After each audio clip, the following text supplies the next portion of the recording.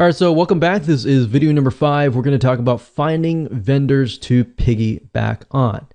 Now, you want to ensure that your list is high quality too. And what I mean by that is you don't want to approach every single vendor out there because some vendors are actually selling very low quality products. And guess what? You're just going to get low quality subscribers. And that doesn't always mean the case, but that typically, if you look at certain vendors, you'll notice that they attract a certain type of person. So you want to make sure that you attract the customer that can resonate with them, but also resonate with you. If they're the type of person that are looking for high quality material and they're willing to pay for high quality material, that's the type of person that you want on your list.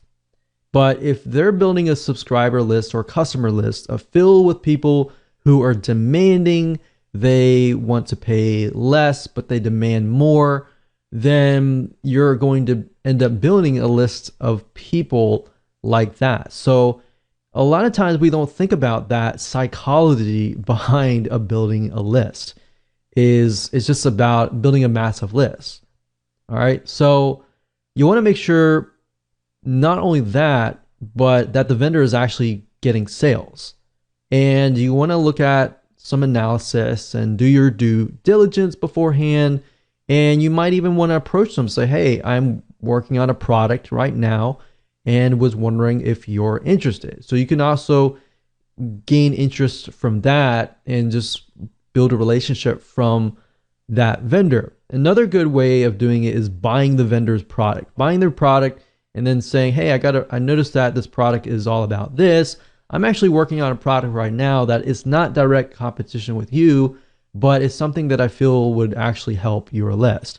So I will say not all vendors will say yes on the spot, but if you have a relationship with them and it's not this, you're begging them or anything like that, but a genuine relationship with them, they're more likely to say yes because there is somewhat of a relationship building involved.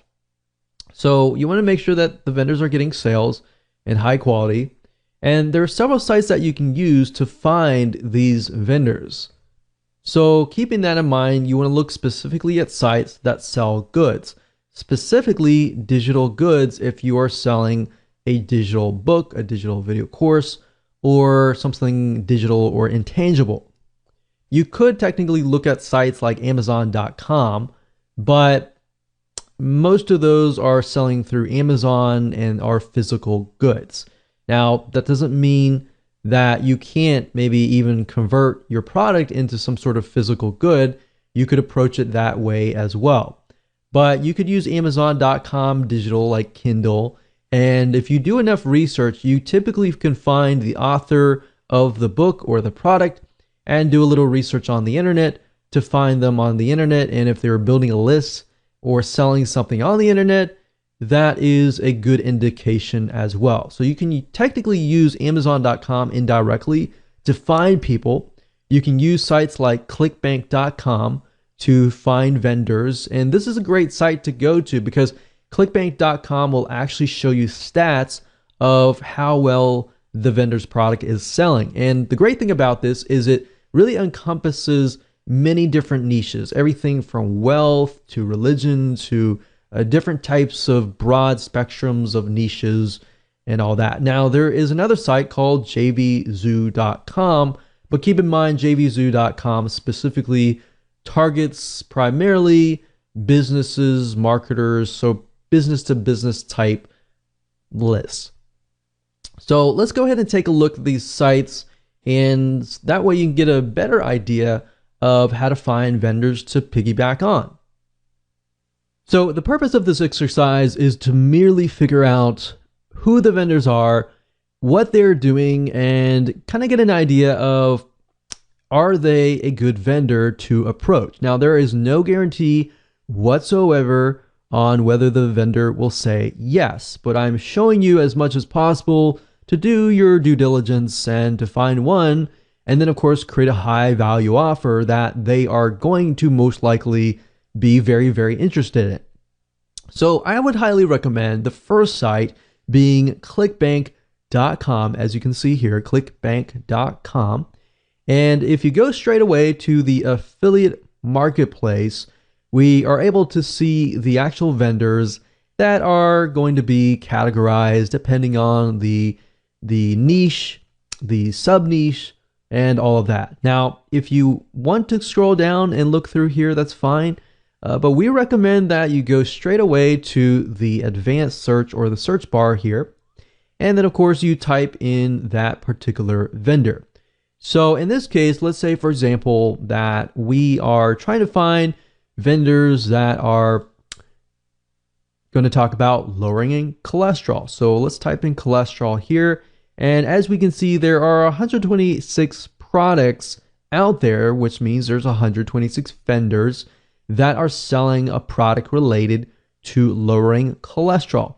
Now, the nice thing about ClickBank is it gives you some data about whether the product is selling or not. So remember I said you want to find vendors that are actually selling products that actually are doing well. That doesn't mean that you approach somebody who doesn't have good data. Doesn't necessarily mean they aren't doing well, but you are trying to do enough due diligence so that you pick the right vendor. So as you can see, we see these and these are related to the keyword that we searched, but ClickBank also allows you to do a search by popularity, average sale, initial sale, and gravity. Now, gravity is a good detection on whether a vendor is doing well or not. It basically tells us that the affiliates that are promoting this vendor's product, they are actually making sales. So if we scroll down here, we can see that this one has 192.31. Of course, it's related to diabetes, so we need to make sure that we are looking at something that is related, but this is a good indication that the product is doing well. And some of these products have recurring, which means that the customer is not just paying a one-time fee, that they are paying it on and on and on a monthly, on a quarterly, depending on what the vendor chooses, on an ongoing basis. And that's typically good because that tells us that their customers are loyal and they're constantly paying. And that could mean that if they get on your list, then you could open up maybe a monthly site.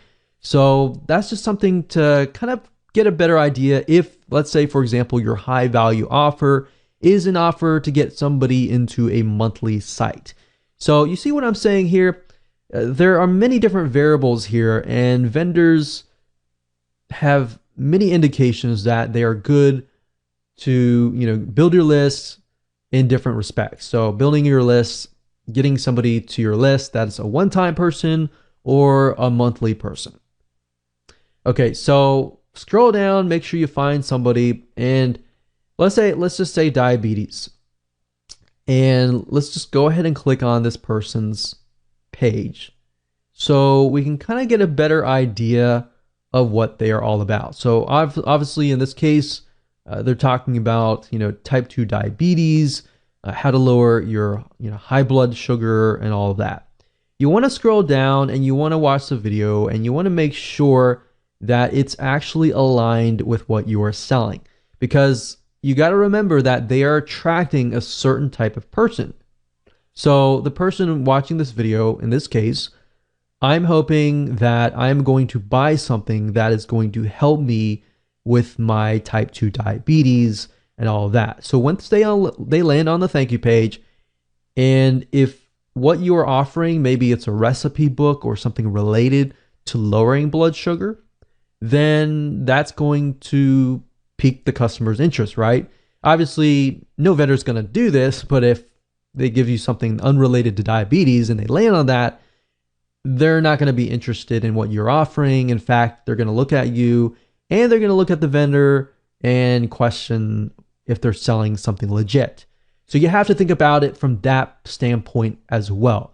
The vendor, when they look at your high value offer, they're going to think, is this going to help me or is this not going to help me? So you really have to think about it from the vendor's point of view and the buyer's point of view. And we'll talk more about that later on. But for now, this is how you find vendors.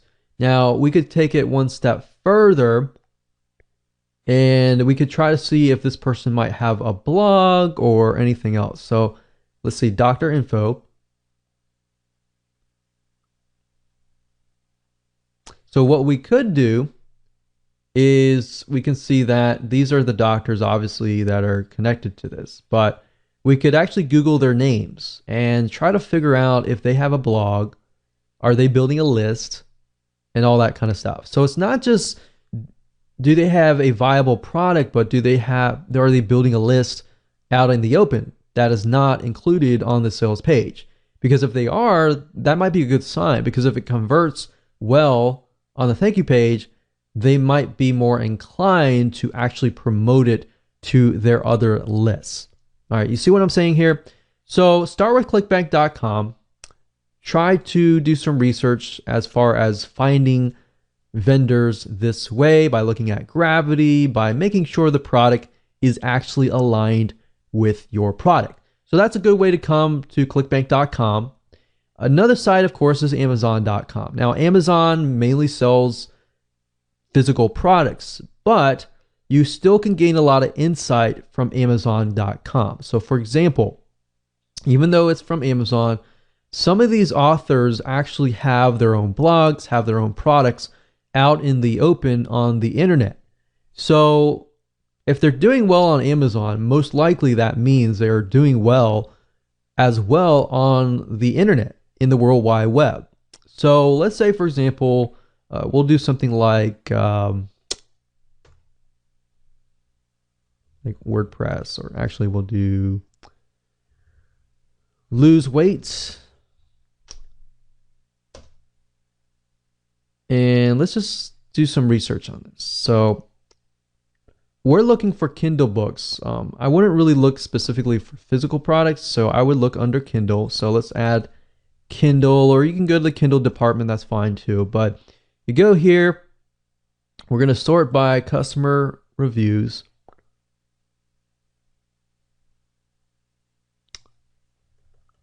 And let me see if I can narrow it down a little bit. So for example, this person right here has about 602. That's a good amount. 541. 167.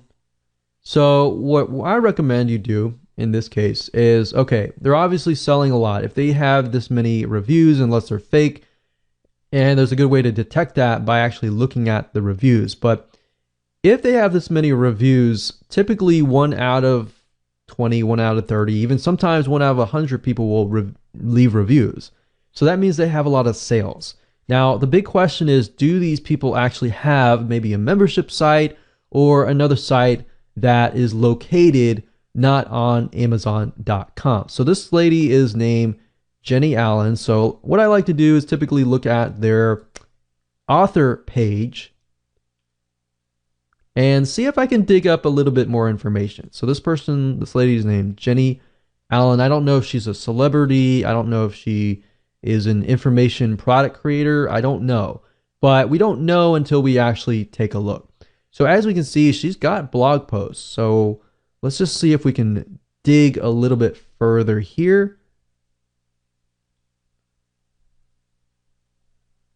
So that's interesting. So you can see she has a site, and let's see this blog. I think the question is, are these her blog posts or are these somebody else's blog posts? So they're all coming from a site called Formulated Fitness. And it looks like it's the same guy's name. Not Jenny Allen, but it is Joseph. So what I'm trying to do is I'm trying to look through and see if they're selling another product. So this could be her business partner in this case. So basically what you're trying to do is follow the breadcrumbs. So in this case, I'll do a little more research on Joseph Solidum and see what we get. Formulated Fitness. So it looks like they own a site called Formulated Fitness, and that's correct. So Formulated Fitness, we can see Jenny Allen is on that picture. They have 18,000 likes. We can go further and see if they're selling products, video courses, or anything, any other products that are not connected to Amazon.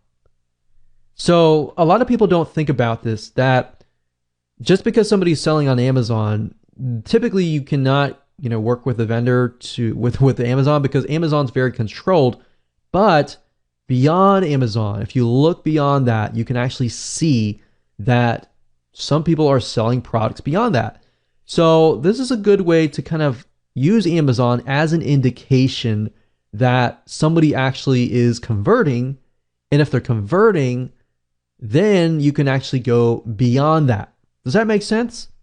And hopefully that gives you an eye-opening experience into what you could potentially do, because Amazon is so broad that it pretty much fills so many different niches.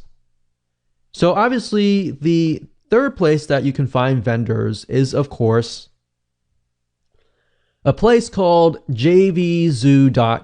Now, JVZoo is primarily vendors related to business. So Amazon and ClickBank pretty much fill the non-business related type areas. Now, they do have some business, but JVZoo is just for business. So I want to make that note there. Now, they do have some other products you might find, but for majority, it is mainly for business. Now, you do need an account to do this. So you need to go to jvzoo.com, create an account and as an affiliate. And then if you go to the top and you click on affiliates and click find products, you will be directed to this page where you'll be able to find digital products to promote. Now, obviously in this case, we're looking for vendors, but this gives us some good data to get an idea of what products are being sold, how much the conversion rate, the EPC, in other words, the earnings per click, and the refund rate. So if you got a product that is doing really well, but yet they have like a 10, 25% refund rate or above, then you might want to think carefully, because if you think about it, if they are getting, let's say, a 25 to 30% refund rate, the type of person that lands on their product may be a type of person that refunds all the time. And you don't really want to build a list of people like that, especially if they're going to buy your product, download it, and then refund it. So that's something else. You really got to think about the type of person, which we'll talk more about later. But for now, this is a good place to go. And of course, at the top, under keyword, you can do a search for a product. So let's say, for example, that we're looking for a product that's related to WordPress. And you can do a search. You can go through here and look at the products. And if you click on the product itself, it'll give you a better idea of, the vendor and all of that and their history. So it gives you a good idea about that. But like I said, follow the breadcrumbs, just like Amazon. Look at the seller, which is, it says the product name by this name of the product owner. So you can scroll down and you can do some research on these authors, just like I did with Amazon, and look at the product, make sure that this is something that is related to your product, and think about the type of buyer that it would attract and whether it fits your product, whether the buyer would be high quality or not. And just find the vendors that way. All right. So with that said, let's move on to the next video.